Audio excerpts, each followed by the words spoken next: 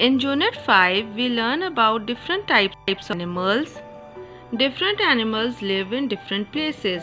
Like some animals live on land, some animals live in water, some insects live in grass, and many can fly. And there are birds also who can fly. We discussed about different body parts of different animals. So mainly there are two types of animals, wild animals and domestic animals. You know that wild animals live in forests and jungles, and they can be herbivores, omnivores and carnivores. Lion, tiger, vulture, crocodile, rhinoceros are some of the examples. And those animals who can be tamed are called domestic animals. Some live in our houses as pets, others are kept on farms. They help us in many ways. Now let's do the practical. See, these are some animals.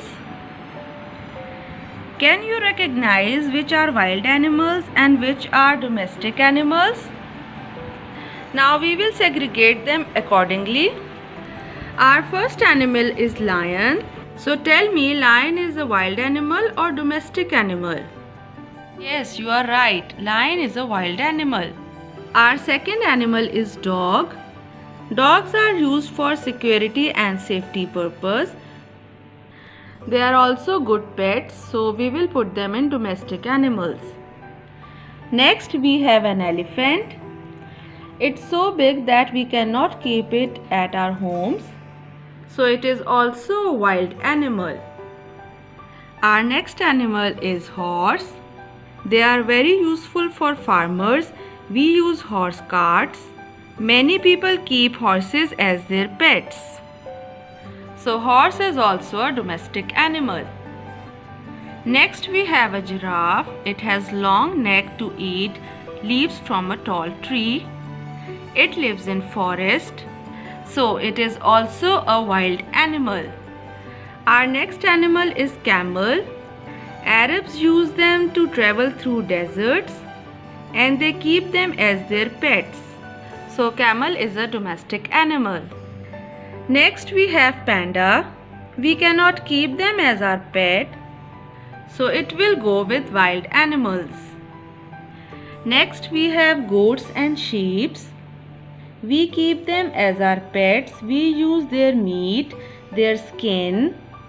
Sheep give us wool and we make different things from this wool. So they are also domestic animals. Next we have vulture. Vulture eat dead animals.